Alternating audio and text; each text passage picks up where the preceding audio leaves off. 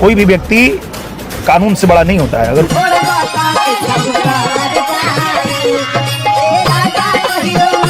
निरहुआ प्रिया सुहानी के काला करतूत देख कर ये जवाब दिया है कि ये लड़की भोजपुरी इंडस्ट्री के लिए ठीक नहीं है।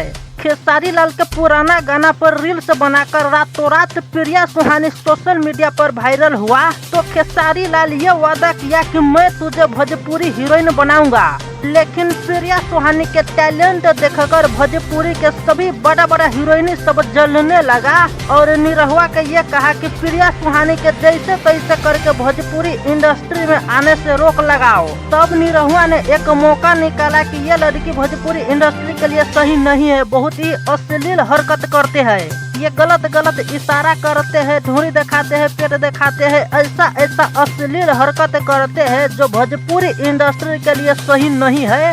यही बहाना लगाकर प्रिया सुहानी के अभी मुंह तोड़ जवाब दिया है।